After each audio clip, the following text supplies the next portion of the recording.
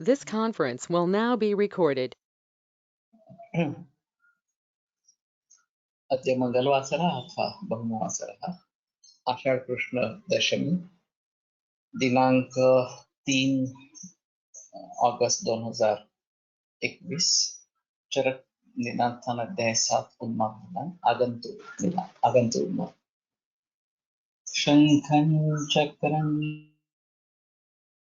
जलौकान्ततमृतघटं चारुदौर्भिश्चतुर्भिः सूक्ष्मस्वच्छातिहृद्यां शुकपरिविलसन् मौलिमं भोजनेत्रं कालाम्भोदोज्ज्वलाङ्गं कटितटविलसच्चारुपीताम्बराढ्यं वन्दे धन्वन्तरिं तं प्रौढदावाग्निलीलम् ब्रह्मणो हि समारब्धाम् आत्रेयार्तेषु पूरिताम् अस्मदाचार्यपर्यन्तां वन्दे गुरुपरम्पराम् आयुर्वेदरतं वन्दे माधवाख्यं महागुरुम् आयुर्वेदामृतं सर्वं गृहीत शिष्येभ्यो यः प्रदत्तवान् द्रष्टाज्ञानी दृष्टकर्मा कृतकर्मा तथैव च अध्यापकोऽभिषक्श्रेष्ठो महान् संशोधकस्तथा गुणैरेतैः समुदितैः यत्कार्यं कृतनोद्दितः समृद्ध्यर्थं हि कार्यस्य वयं नु प्रयतामहे सरस्वत्यै नमो यस्याः प्रसादात् पुण्यकर्मभिः बुद्धिदर्पणसङ्क्रान्तं जगदध्यक्षमीक्षते आत्रेयं प्रथमं वन्दे आयुर्वेदजगद्गुरुम् आयुर्वेदामृतं सर्वं गृहीत्वा हि सुरेश्वरात् अग्निवेशादिकेभ्यो यत् प्रयच्छत्मुनिसत्तमः प्रथमं तन्त्रकर्तारम् अग्निवेशं नमाम्यहम्।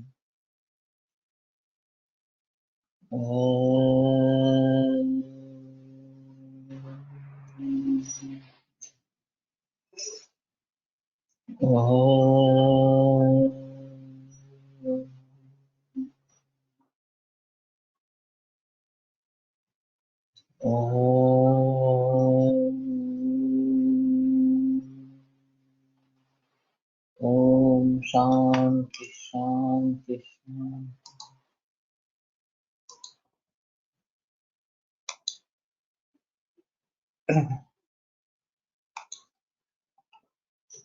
तत्र देवादि प्रकोप निमित्तेन आगन्तुकोन्मादेन पुरस्कृत्य इमानि पूर्वरूपाणि भवन्ति। तो देवादि प्रकोप निमित्त ये जो आगंतुक उन्माद है इसमें ये पूर्व रूप होते हैं। तथा देव गो ब्राह्मण तपस्विनां हिंसा रुचि देव गो ब्राह्मण और तपस्वी इनके बारे में हिंसा इसमें रुचि होना ये थोड़ा अजीब इस प्रकार का है कि इनकी हिंसा करना कायिक कायिक वाचिक मानसिक इस प्रकार से और उसमें रुचि होना इस प्रकार कोपनत्व क्रुद्ध होते जाना नृशंसाभिप्रायता तो क्रूर कर्मत्व इस प्रकार से या उसके बारे में किसी भी प्रकार की लज्जा नहीं होना अरति ही बेचैनी इस प्रकार की ओजो वर्ण छाया बल वपुषां उपतप्ति तो ये सब भी जो भाव है ओजो वर्ण छाया बल और शरीर इनके बारे में उपतप्ति इस प्रकार से तो वर्णम आक्रामति छाया भाव प्रकृष्टा प्रकाशते तो छाया जो है वो वर्ण पर आक्रमण करती है और केवल नाभस छाया जो है वो निर्मल छाया बताई गई है बाकी सब छायाएं जो है वो विकृति में गिनी जाती है और इस प्रकार से वर्ण और छाया इन दोनों में उत्पत्ति होना ये इसमें अहम लक्षण बताया गया है। अभी शायद ये जो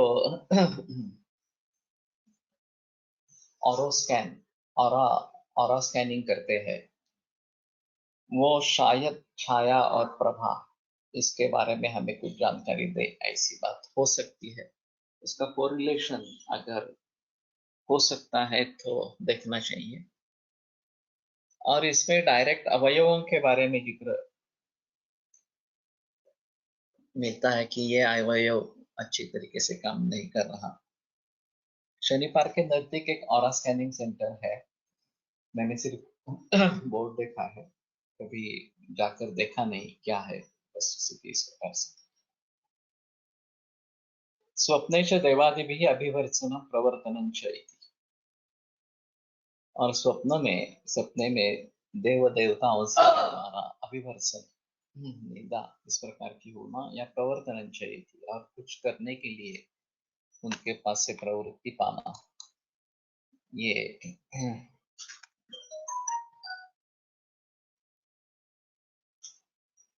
वर्ण छाया प्रभा कांति, हाउ टू डिफरेंशिएट। ये रिष्टाधिकार में ज्यादातर आते हैं। छाया जो वर्णन है वो, कांति नॉर्मल है, प्राकृतिक है, और उसको बढ़ा सकते हैं कांति को। अभी काफी लेप औषधियां जो है वो कॉम्प्लेक्शन जिसको शायद कहेंगे, उसको बढ़ा सकते हैं इस प्रकार से। छाया जो है वो पंचमहाभूतों की छाया ये होती है, और केवल नाभस छाया को छोड़कर बाकी सब छाया ये अशुभोदय बताने वाली इस प्रकार की है। तो मूल वर्ण वैसा ही रहेगा, लेकिन उस पर छाया का आक्रमण होगा, और फिर वो वर्ण पहले जैसा दिखेगा नहीं, ऐसा थोड़ा सा इसमें अंतर रहेगा। और प्रभावल जिसको कहते हैं, प्रभा, ये दूर से भी तेजस्विता नजर में आती है, वो प्रभा इस प्रकार की है।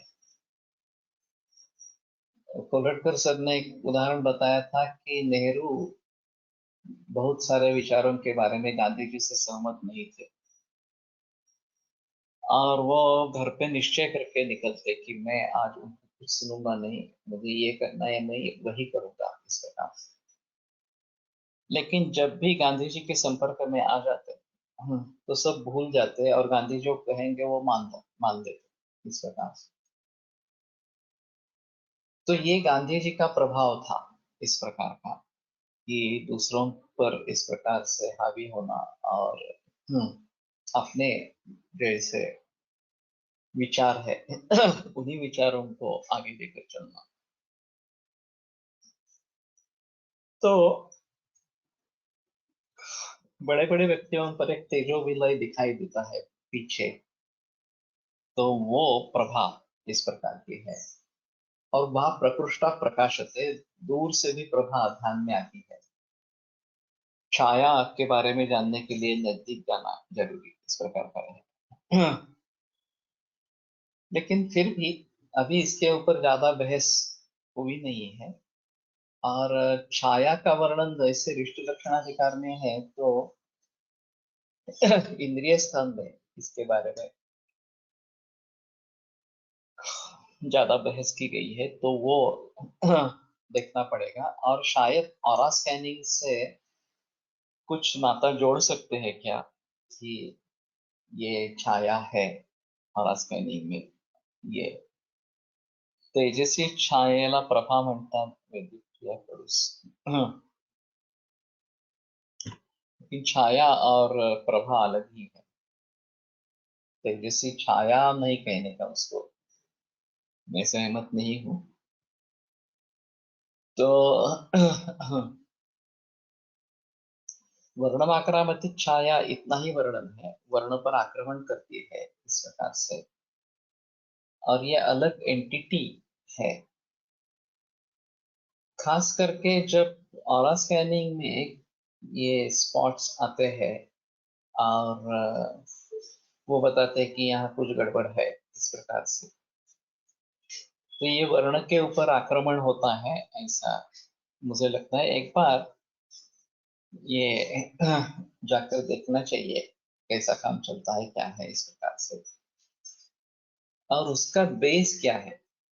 ये थोड़ा सा मेटाफिजिक्स जैसा है। फिजिक्स के बारे में जानकारी ज्यादा अच्छी होती है, लेकिन मेटाफिजिक्स के बारे में समझना काफी मुश्किल इस प्रकार का है।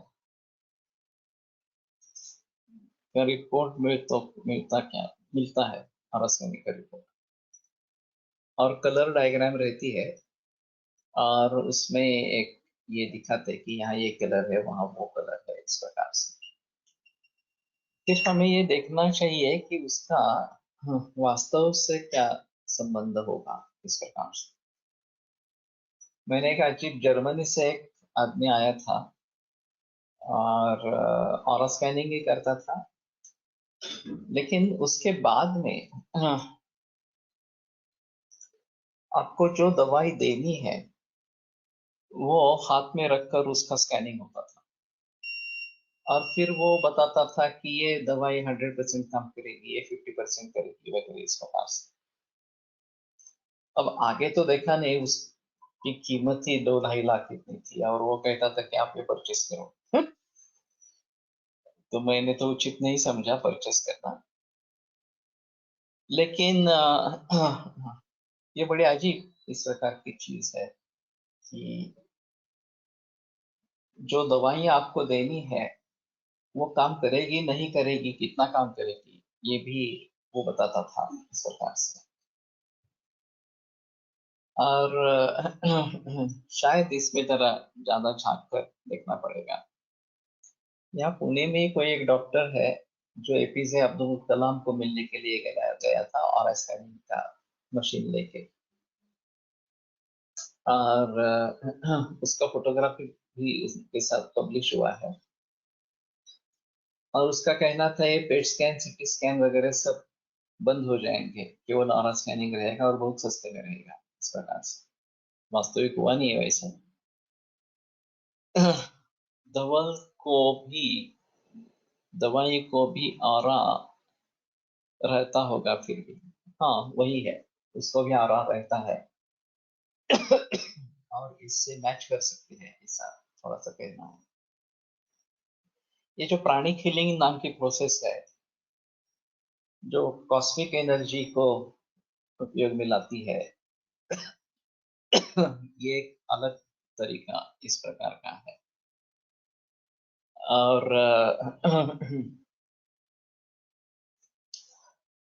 उसका प्रयोग करते वो कभी खत्म होने वाली नहीं है ऐसा कहना है, और वो शायद इस प्रकार से काम करती है। मैंने एक अजीब किस्सा देखा था, अभी याद नहीं, शायद इंदौर में कि वकील था, उसका भाई प्राणी किलिंग कर रहा था और उसका सक्सेस देखते देखकर उसने वकीली छोड़ दी और आरा स्कैनिंग में आ गए। तो ये बड़ी अजीब बात है, आरा स्कैनिंग में नहीं, ये प्राणी किलिंग में आ गए इस प्रकार से। तो सक्सेस रेट उसका बहुत अच्छा था और वैसे दवाइयों का कुछ प्रयोग नहीं है, सिर्फ डिस्टेंस भी हीलिंग दे सकते हैं, सामने बैठ कर भी दे सकते हैं, इस प्रकार का था। तो इसके बारे में काफी बहस होनी जरूरी है। ततोनंतरम उन्मादाभिनिवृत्ति, तो उसके बाद में उन्माद क्या भी व्यक्ति होती है या उन्माद हो जाता है।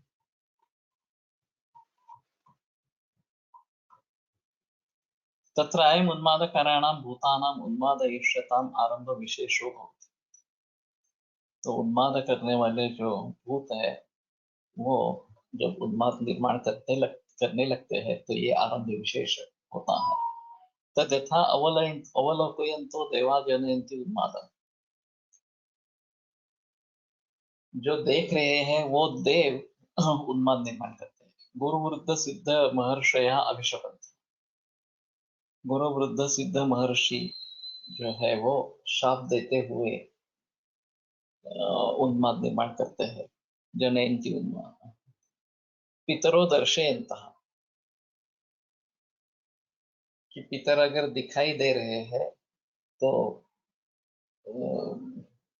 उन्माद निर्माण करते हैं, दिखाई देने वाले इस प्रकार। स्पृशंतो गंधर्वाः, स्पर्श से गंधर्व उन्माद निर्माण करते हैं। समावेशंतो यक्षाः, शरीर में घुसकर यक्ष उन्माद निर्माण करते हैं। राक्षसास्तु आत्मगंध आक्रापयन्तः, और राक्षस अपने ही गंध को सूंघने वाले इस प्रकार का उन्माद निर्माण करते हैं। पिशाचः पुनः आरुह्य वाहयन्तः, और पिशाच जो है वो आरोहण करके अगर उनको ले जा रहे हैं तो ये पकड़ लेते हैं। देव का बरे त्रास देत असती।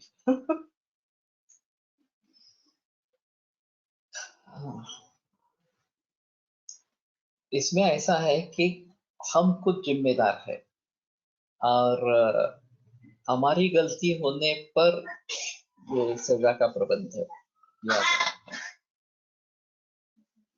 तो इसमें देव भी शामिल हो जाते हैं, वो भी मानते हैं कि इसको सजा भुगतने की जरूरत है और उसको त्रस्त करना जरूरी है इस प्रकार से। वास्तव में ये जो हिस्से है आयुर्वेद में या ये जो भी कुछ वर्णन है उसके आधार पर आयुर्वेद कैसा अशास्त्रीय है इसके बारे में बहस की जाती है। क्योंकि इनको सिद्ध करना काफी मुश्किल इस प्रकार का होता है। परिणामों को हम देख सकते हैं लेकिन ये जो सभी योनियां हैं उनको सिद्ध करना काफी मुश्किल इस प्रकार का होता है। और फिर उसी के आधार पर लोग सोचते रहते हैं कि आयुर्वेद ऐसा ही है और ये शास्त्र नहीं है और इस प्रकार की कंसेप्शंस या मिसकंसेप्शंस है आयुर्वेद में वगैरह वगैरह। और फिर एक बुद्धिजीवी वर्ग है समाज में, तो वो उसको मान लेता है और समझता है कि नहीं ये सब गलत बातें हैं, गलत फहमियां फैलाते हैं और इसलिए आयुर्वेद को नहीं करना। तो इसमें ऐसा रहेगा कि हमारा खुद का विश्वास हमारे शास्त्र पर होना बहुत जरूरी है कि जो आप्त वाक्य है, आप्त प्रमाण जहाँ पे लागू होता है वहां निस्संदेह हमें इसके बारे में पूरा विश्वास रखना है। अब रही बात बंधुगिरी की, समाज में ठगाने वाले लोग भी है, बंधुगिरी करते हैं और इसका इन गलत समयों का फायदा उठाते हैं और लोगों को लूट लेते हैं। ये भी सही है, उसमें कोई संदेह नहीं। तो ये बात नहीं होनी चाहिए कि इसके जरिए लोगों को ठगाना, ये बात नहीं होनी चाहिए। लेकिन इसका मतलब ये नहीं हुआ कि ये चीजें वास्तव में है ही नहीं। वास्तव में ये चीजें है, ऐसी स्थिति है। फिर हमें देखना पड़ेगा कि कैसे अनुभव इकट्ठा किए जाए इनके बारे में। पितर दर्शयन्ति स्वप्नात् इसमें का दर्शयन्तः दिखाने वाले, इस प्रकार के ये वकाधा भी है वर्तमान कालाचे धातु सतत विशेषण और कर्तरी है। तो वो अगर किसी को दिखा रहे हैं कि ये इस प्रकार का आदमी है तो वो शायद इस प्रकार से कर सकते हैं, उन्माद निर्माण कर सकते हैं। मैंने एक अजीब अनुभव शेयर किया था।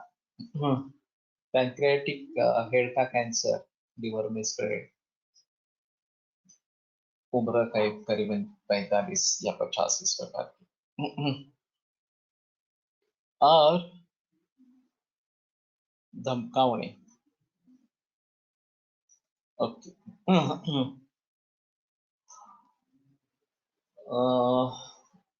ये अर्थ एक बार देखना चाहिए।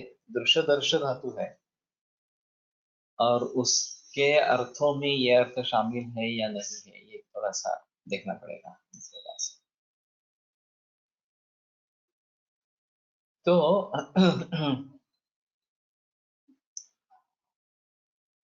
उनकी सर्जरी हुई थी या नहीं, सर्जरी नहीं हुई थी, केमो एक दो हुए थे, उसका फायदा नहीं हुआ था और फिर मेरे पास आए। तो मैंने दूध पे रखा, दवाइयां शुरू की, उन्होंने अच्छा रिस्पॉन्स दिया और 6 महीने अच्छे निकल गए। फिर तकलीफ बढ़ने लगी, डिटोरिएट होते गए और 1-2 महीने के बाद मौत हो गई। ये सब होने के बाद उनकी पत्नी बाद में मिली, तो उन्होंने एक अजीब अनुभव बताया। मैंने कहा उनका रिस्पांस तो बहुत अच्छा था, 6 महीने के बाद ऐसा क्या हुआ मुझे पता नहीं चला, लेकिन वो फिर से सुधरे नहीं और डिटोरेट होते गए। तो बोले ऐसा है कि उनके दोनों माता पिता का मृत्यु हो गया था, और जब हम तुम्हारे पास आए तब वो सपने में आए। और पिता कह रहा था कि हमारे पास चले आओ, और माता कह रही थी नहीं नहीं अभी तुम्हारी बेटी की शादी होनी बाकी है, तो अभी नहीं आना, इस प्रकार से। और फिर बेटी की शादी तय हुई, शादी हो भी गई, और शादी होने के बाद फिर से ये सपने में आए। हाँ, अब दोनों बता रहे थे कि तुम चले आओ, इस प्रकार से। और फिर वो डिटेरियोरेट होते गए और मृत्यु हो गई। तो मैंने कहा तुमने मुझे पहले बताना था ये, कि ऐसे प्रकार का सपना देखा था, पहले ऐसा था, इस प्रकार का ऐसा था। तो बोली मुझे पता नहीं था कि उसका कोई महत्व है। ये तुमने अभी सवाल पूछा कि क्या हुआ मुझे मालूम नहीं, तो मुझे लगा कि शायद ये भी एक कारण हो सकता है। तो ये केवल साइकोलॉजिकल इफेक्ट है, या फिर इसमें सचमुच कुछ तथ्य है, ये एक अहम मुद्दा रहेगा। ब्रह्मा, विष्णू, हनुमान, गणपती इत्यादी जे आपण देव म्हणून पूजतो, त्या स्वरूपातील देव येथे अपेक्षित नसावे. यक्ष राक्षस प्रमाणे देव योनी असतात, ते देव उन्माद करीत असावेत. नहीं कह सकते. क्योंकि ये जो हमारे देव है, यादृशी भावना यस्य सिद्धि भवसि तादृशी, इस प्रकार के जिसकी जिस प्रकार की भावना है उस प्रकार की सिद्धि उसे प्राप्त होती है। और ये देवता ये भी क्रुद्ध होने के बाद अनिष्ट निर्माण कर सकती है, उसमें कोई संदेह नहीं है। सभी असुरों के बारे में जिन्होंने काफी तपस्या की है, उनको देव प्रसन्न होकर कुछ आशीर्वाद देते हैं। और वही जब उन्मत्त हो जाते हैं राक्षस, तो उनका नाश भी करते हैं। तो हे अरिष्ट सुख सूचक असेल, कह सकते हैं। लेकिन साक्षात निर्देश इस प्रकार के सपने का नहीं है, फिर भी बता सकता है कि आगे मृत्यु हो गई, तो ये अरिष्ट सूचक इस प्रकार का था।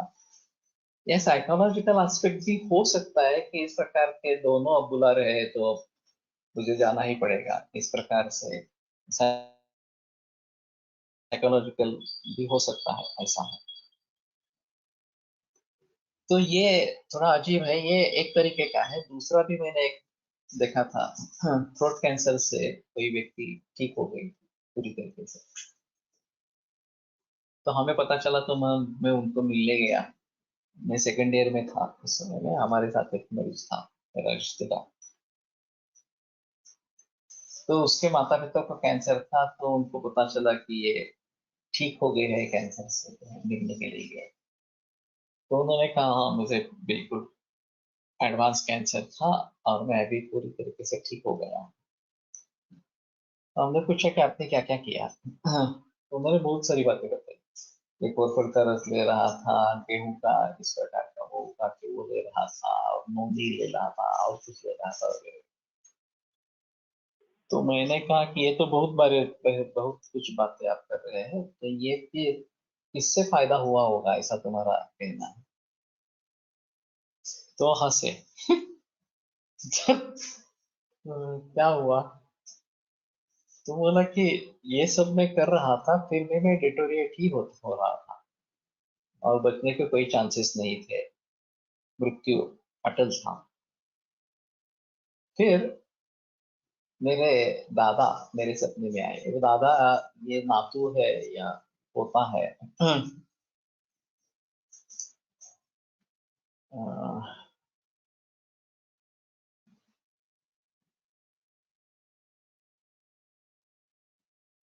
नाम याद आएगा, पुणे के प्रख्यात वैद्य है पुराने जमाने में। हाँ, तो वो सपने में आए और फिर उन्होंने कहा कि कुछ नहीं होगा, तुम ठीक हो जाओगे। और हाँ, पटवर्धन, अन्ना अन्ना साहेब पटवर्धन, ये उनका पोता था। और फिर उस दिन से आराम होने लगा और वो सुधर गए पूरी तरीके से, बाहर आए। तो मैंने कहा तो फिर यही कारण है ना, तुम ये कोरफड और ये सब बता रहे हो, ये सब फिजूल बातें है, उसका कोई यूज करने के बावजूद भी तुम डिटोरिएट हो रहे थे। और फिर इस सपने में अन्ना से पटवर्धन आए तो आप ठीक हो गए, तो उसी का नतीजा है। तो बोले ऐसा है ना, लोग मानते नहीं है, लोग मानते हैं कि ये जो मैंने दवाइयां ली उसके कारण ही मैं ठीक हो गया हूँ इस प्रकार से।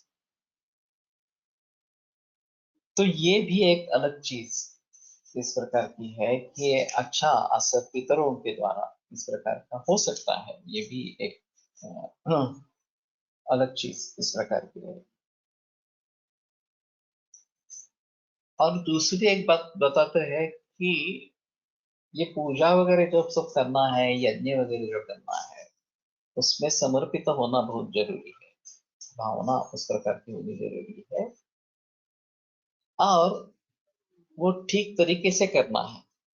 अगर उसमें कुछ गलतियां हो जाती है तो भी ये देव रुष्ट हो सकते हैं। तो ये अगर हमारे अनुकूल है तो कोई प्रॉब्लम नहीं है, प्रतिकूल है तो उसके बारे में थोड़ा सोचना इस प्रकार से पड़ेगा। वैसे ये जो सब योनियां है, यक्ष, राक्षस और देव, पिशाच, इस प्रकार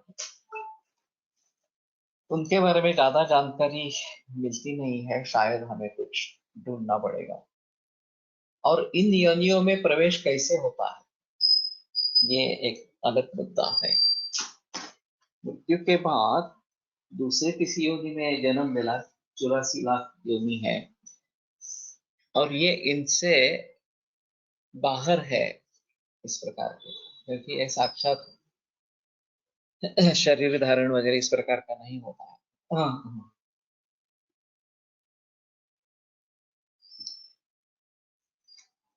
और लोगों को सजा दिलवाने के लिए ये होते हैं, यहाँ से मुक्ति कैसे मिलती है ये भी मालूम नहीं है। यक्ष राक्षस वगैरह, एक कथा मैंने सुनी थी ब्रह्म राक्षस के बारे में। सच्ची है नहीं है अलग कथा ही है, कि कोई एक बालक 6 बरस का गुरु के तलाश में घर से बाहर निकला और घूमते घूमते किसी एक देहात में आ गया।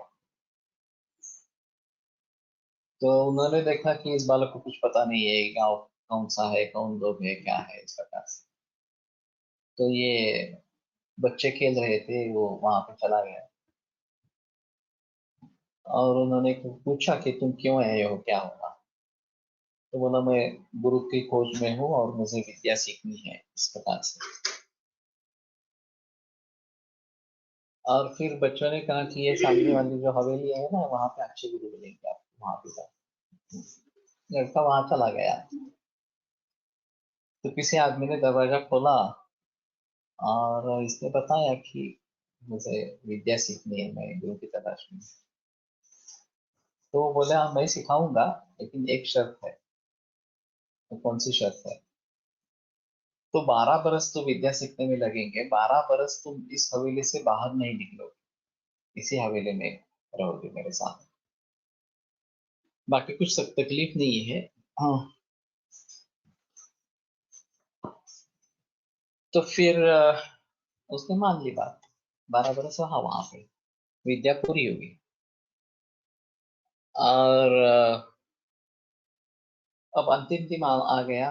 वो बोले कि आज ठीक है, तुम्हारी विद्या परिसमाप्त है, हम खाना खाएंगे और तो घर पे निकल करके लिए निकल जाओ यहाँ से।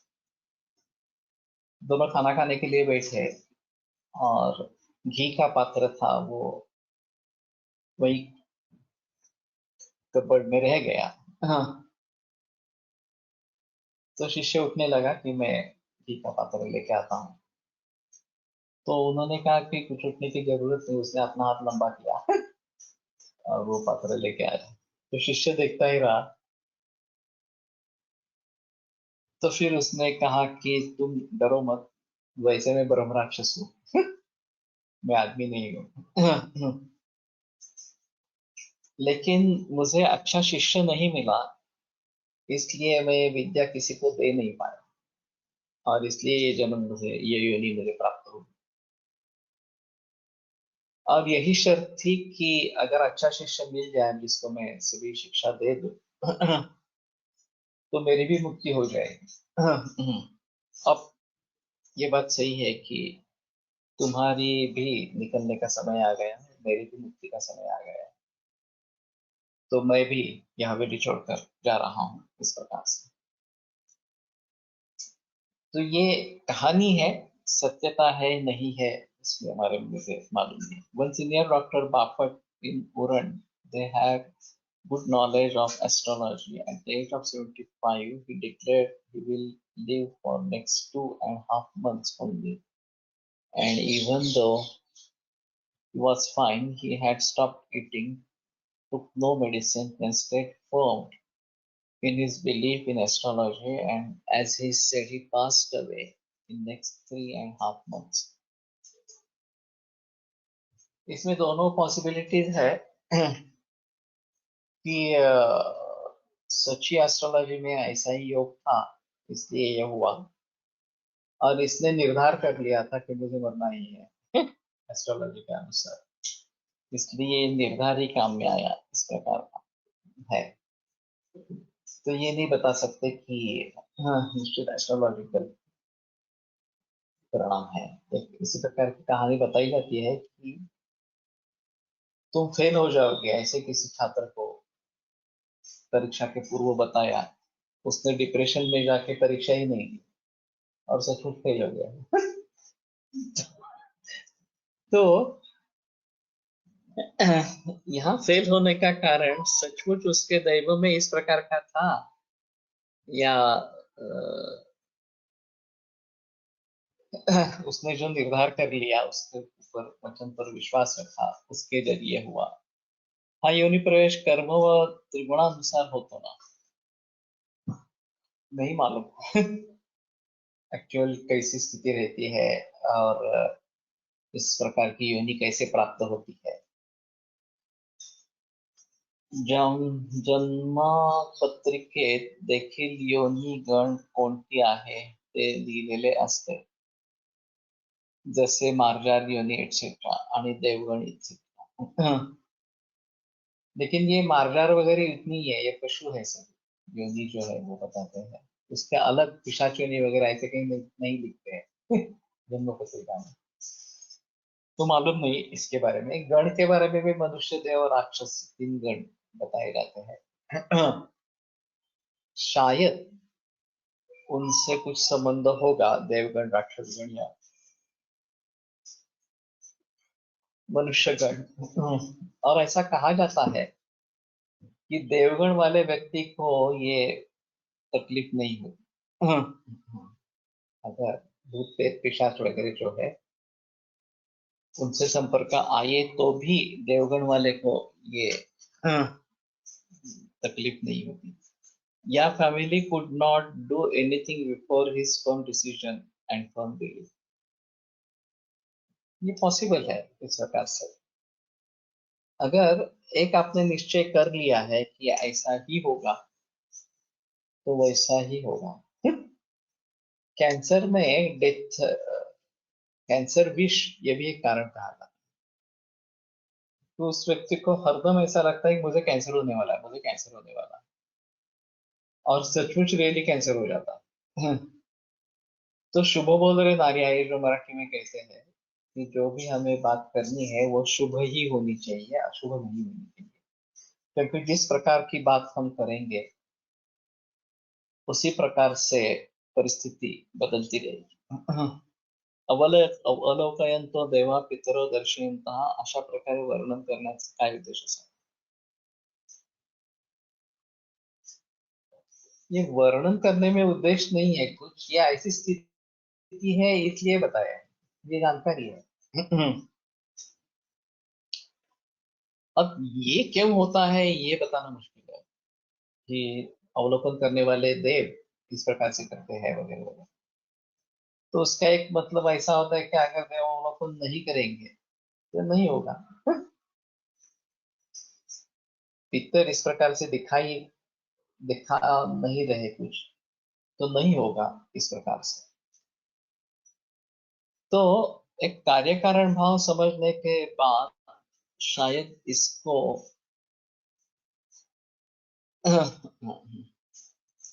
मृत्यू समय कोणता गुण प्रधान असेल त्यानुसार जन्म मिळतो असा गीतेत उल्लेख आहे। श्लोक बताओ एक बार कौन सा है वो। और फिर उसका अर्थ यही है, अंत्यमति ही सागति, ये कॉमन है। अंतकाल में जो मति होती है उसी प्रकार की गति मिलती है। हाँ। और फिर हमारा ध्यान किसी में भी अटक सकता है। एक ऐसी कहानी बताते हैं कि कोई आदमी मरणासन्न है और वहां वहां के ऐसा कुछ बोल रहा है, तो वैद्यों को बुलाया गया और कहा कि ये कुछ वासुदेव कृष्ण कहना चाहता है शायद, तो कम से कम कुछ हेमोग्लोबिन वगैरह दे दो ताकि वो बोल सके। वैद्य ने हेमोग्लोबिन की मात्रा दे दी। और वो देने के बाद वो बोला वासु केसु ही खाता है। तो हमारा ध्यान कहाँ पे अटकेगा, किसमें हमें दिलचस्पी होगी, ये काफी मुश्किल है बताना। इसलिए अंत्यमति ही सागति, अंत में जो मति होती है वो गति इस प्रकार की मिल जाती है।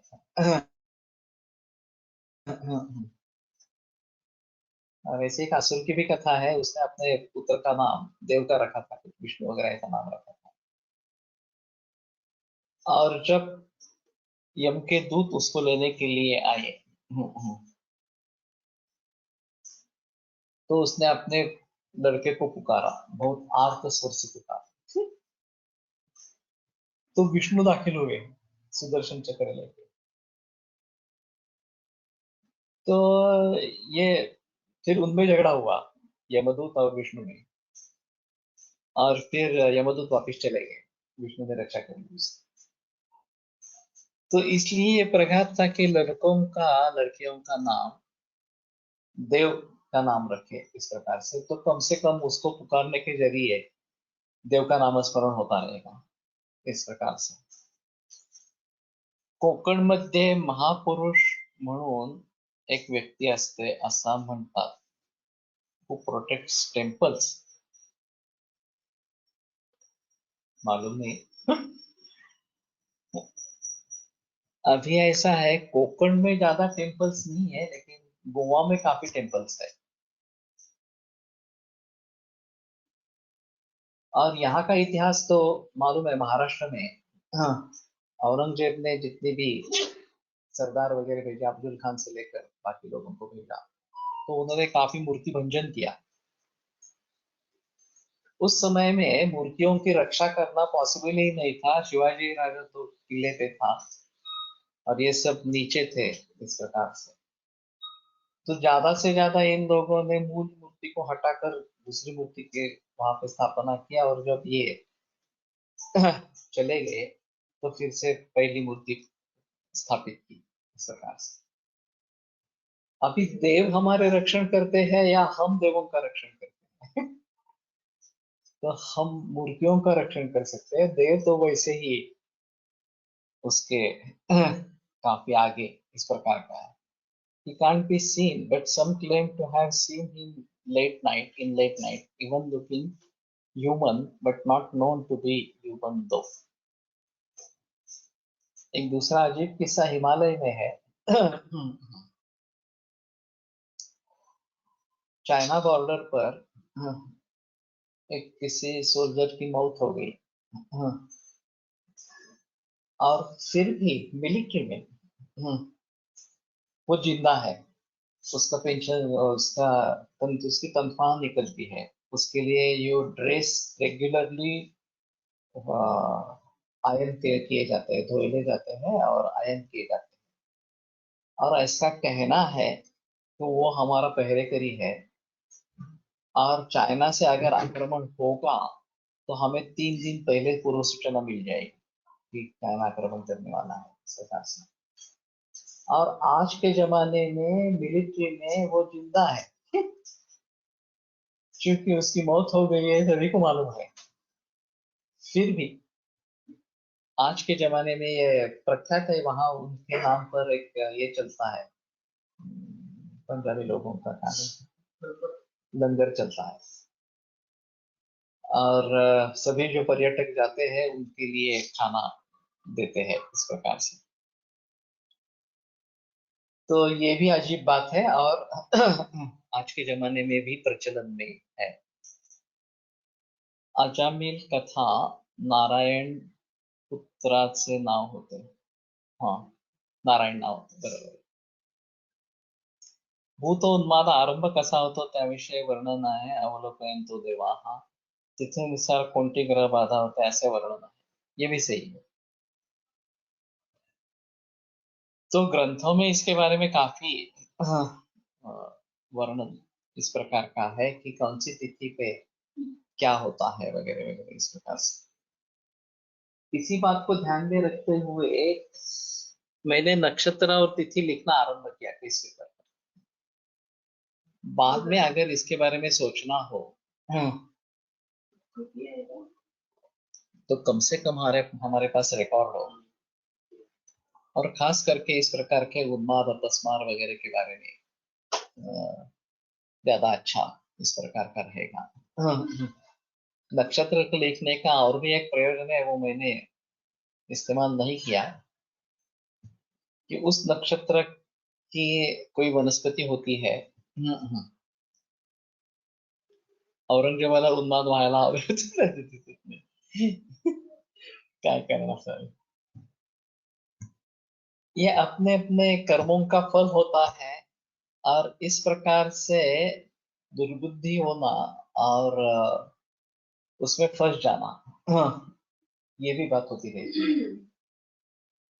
अफगानिस्तान में अभी जो चल रहा है तालिबान के द्वारा, वो इसी प्रकार का है। उन्होंने वो सब शिल्प को भंग किया। शिल्प भंग करने का कोई मतलब नहीं था एक्चुअली, लेकिन किया है इस प्रकार से।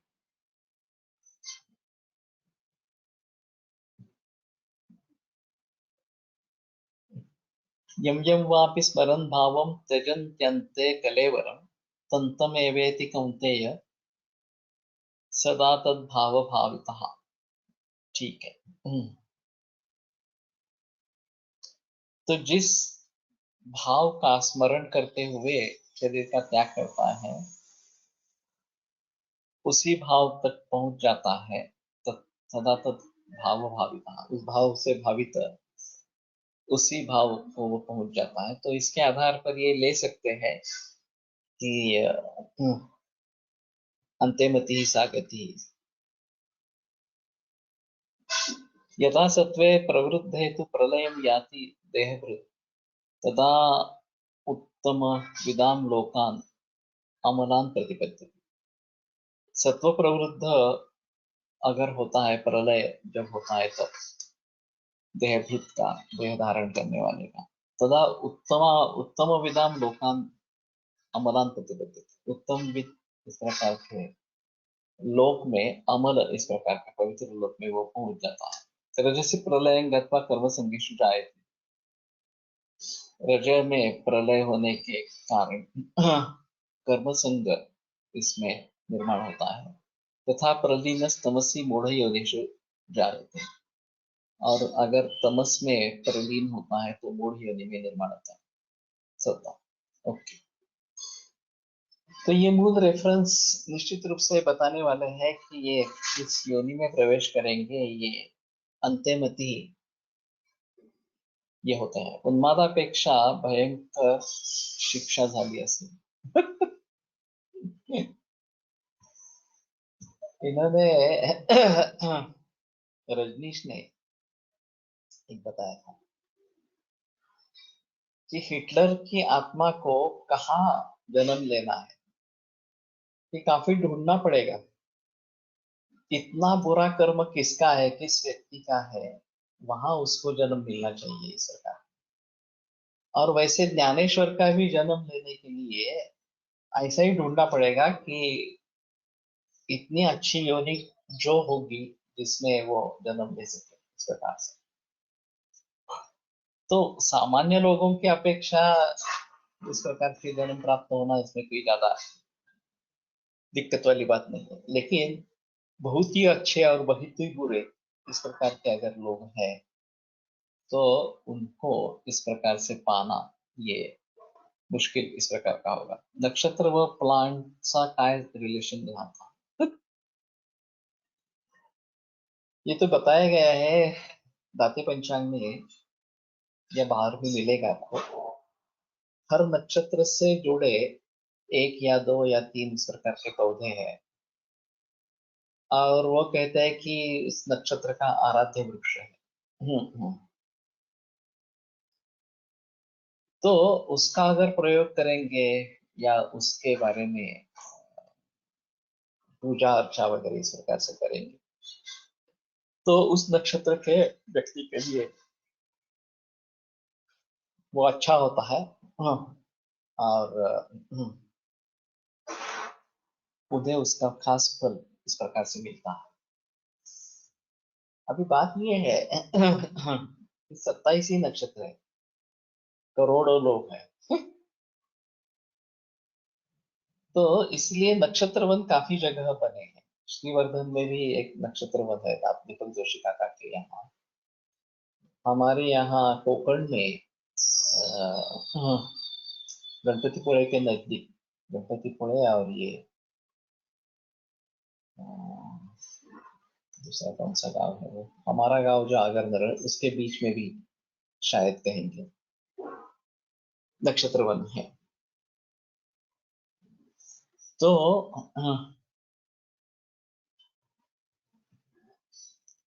ज्ञानेश्वर जन्म मरणाच्या पैरातून मुक्त झाले असावे, तो इसमें संदेह नहीं है। लेकिन जन्म हुआ वो इस प्रकार के सन्यासी का पुत्र बन के जन्म हुआ, ये अजीब इस प्रकार की बात है। नक्षत्र वृक्ष ऑफ टू टाइप्स, धारणीय पूजनीय,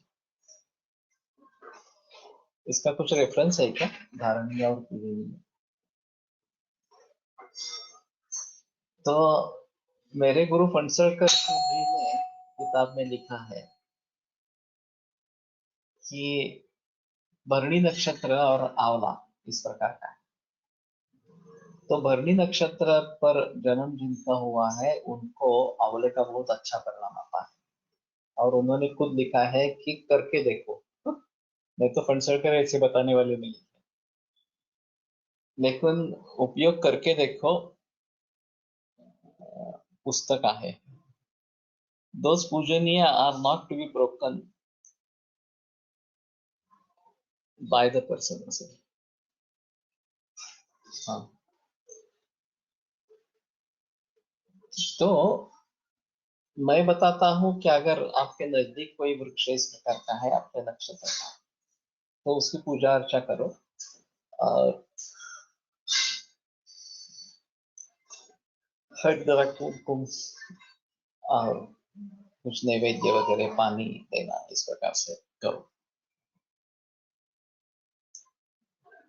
तो जो भी प्रयास हमें करने हैं सर्वांगीण दृष्टि से, इसमें एक नक्षत्र का भी है।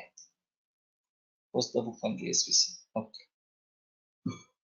और मैं सोच रहा था कि अगर आज भरणी नक्षत्र है, अश्विनी भरणी कृतिका रोहिणी, आज कल कृतिका था, तो 2 दिन पहले भरणी नक्षत्र हो गया रविवार के दिन, आज रोहिणी होगा। हाँ, तो उसका जो वृक्ष है उसको उस दिन में प्रयोग में लाना इस प्रकार से। लेकिन हम दवाई देते हैं 10 15 20 महीना इस प्रकार के देते हैं।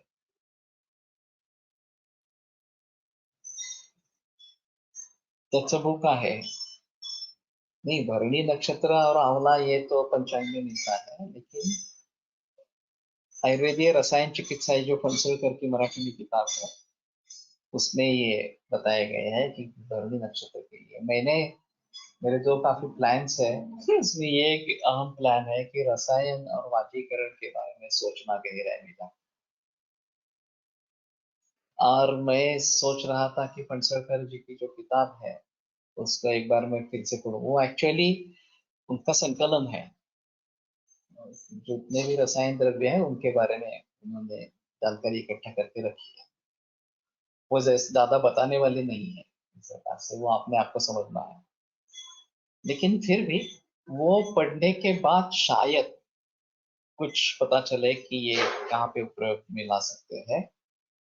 और दूसरी गोवा फड़के की किताब इसके बारे में, तो सिर्फ रसायन नहीं है, उसमें सभी वनस्पतियों के बारे में जिक्र है और उनके जो कार्य बताए गए हैं उनका समर्थन किस प्रकार से हो सकता है उसके बारे में उन्होंने लिखा है। तो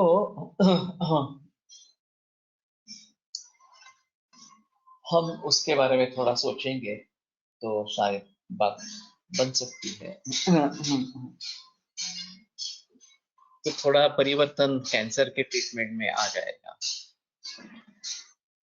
to do puja of that plant on that nakshatra day, ये अच्छा हो सकता है। अभी भी मेरे मन में यही ख्याल आया था कि जैसे हम धन्वंतरि को प्रणाम करते हैं उसी प्रकार उस नक्षत्र की जो वनस्पति है जिस दिन की है वो लाके रखेंगे और उसकी पूजा उस दिन करेंगे क्लिनिक शुरू होने से पहले। ये एक बात हो सकती है। Just a reference, not related to topic of today.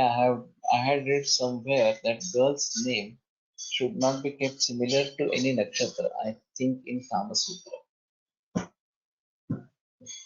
उनके काफी नाम रखे जाते हैं इस प्रकार के, रोहिणी वगैरह तो नाम रखे जाते हैं।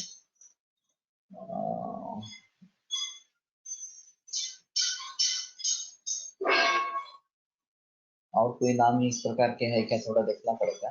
अश्विनी रखा जाता है, अश्विनी, भरणी, कृतिका, तो मालूम नहीं इस प्रकार से। स्वाति नक्षत्र भी है, ओके। तो देखो कि इस प्रकार का कोई रेफरेंस है तो ज्यादा अच्छा इस प्रकार का रहे। और चरक में विमान स्थान में 8वें अध्याय में शारीर में है, मेरे ख्याल में विमान स्थान 8वें अध्याय में या शारीर दूसरे अध्याय में। नाम कैसे रखना है इसके बारे में बहस है, पुरुषों के और स्त्रियों के। तो वो भी अगर देखेंगे तो शायद पता चलेगा। तो अभी यक्ष वगैरह जो ये है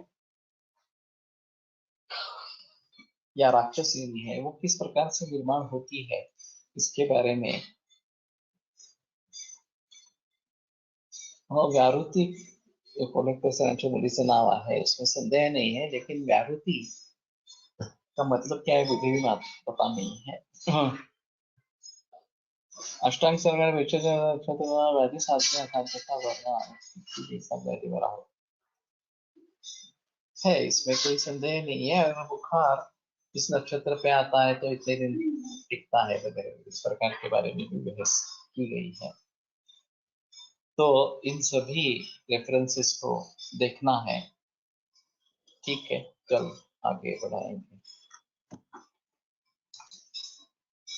आयुर्वेद प्रकांड निगदित इह शल्यतंत्र प्रधानः शिष्येभ्यः शाश्वतोऽयं निखिलजनकृपा व्याप्तचित्ते मयेन आयुर्वेदस्य वाञ्छन् पुनरपि भुवने काञ्च सुष्ठुः प्रतिष्ठां श्रेष्ठं धन्वन्तरिं तं प्रणमति च सदा वैद्यवर्गो हि नूनम् वैद्यवर्गो हि नूनम्।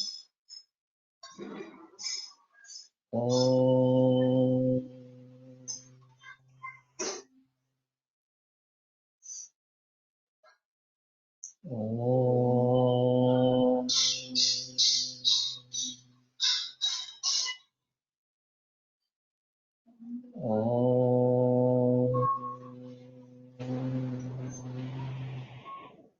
ओम शांति शांति शांति। विरम्य से व्याख्यान व्यापार स्वाहा।